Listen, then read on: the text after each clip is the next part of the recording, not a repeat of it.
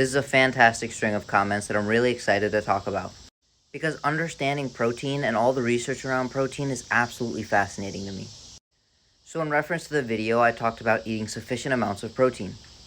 And the main point here is, how does bioavailability affect getting sufficient amounts of protein? He states, I'd assume you'd have to eat copious amounts of plant protein to compete with something like eggs. And then ask, is the reason that they are less bioavailable directly correlated to the fact that they are incomplete amino acid profiles? So there's a few points to unpack here, but it shouldn't take long. So the reason they are less bioavailable is not due to the amino acid profile. Rather, it's due to the presence of cellulose, the fibrous structure that surrounds plants, and specific molecules that may inhibit our absorption of protein. This review highlights that they are less bioavailable due to the structure of the plant proteins, because of the indigestible components such as fiber and other indigestible carbohydrates.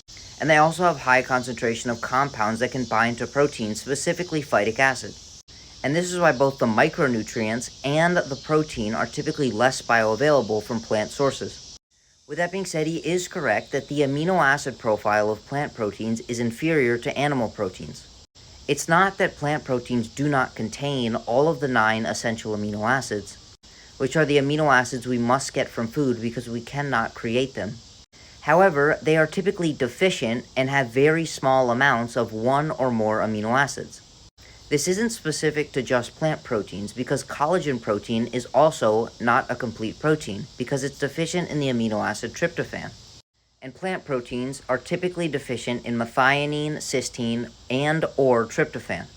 However, properly combining plant sources, such as the most common being beans and rice, is an easy way to make what's referred to as a complete protein, or a protein source with all of the 9 essential amino acids in relative abundance.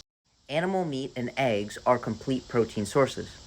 But again, I do mention that collagen is not a complete protein source. And when it comes to plants, most of them are not complete protein sources.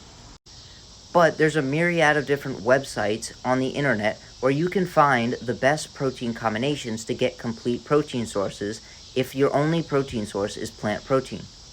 And many of the plant protein powders are typically blends of multiple different protein sources, such as pea, hemp, and soy, in order to get a complete profile of amino acids. And the final thing I want to touch on is whether or not we'd need to eat copious amounts of plant protein to compete with something like an egg. And there was actually a fascinating review that compared plant versus animal protein. And given that total daily protein is sufficient, there doesn't seem to be much of a difference in lean mass gain and strength gain. With that being said, they did highlight that lean mass percentage favored the animal protein, which means the percentage of weight gained from lean mass compared to fat mass demonstrated more lean mass gain and less fat mass gain in the animal protein versus the plant protein group.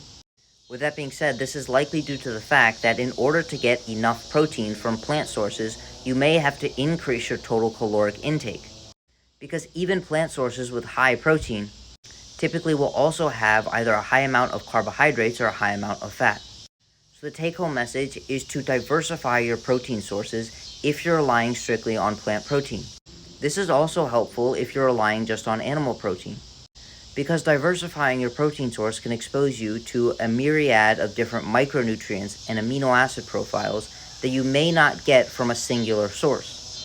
Additionally, if you're relying just on plant proteins, it'd be more important to make sure that you're eating sufficient amounts of protein, which will typically be at least 100 grams of protein a day. But they've studied daily intakes of up to 400 grams and really seen no adverse effects. And it certainly seems like there are beneficial effects from eating a higher protein diet compared to a higher carbohydrate or higher fat diet. But the best rule of thumb is to eat between 3 and 5 meals, spaced evenly throughout the day, of at least 25 grams of protein or more, to favor the gain of lean muscle mass. And if you want to learn how to take control of your health and energy, send me a DM to sign up for coaching.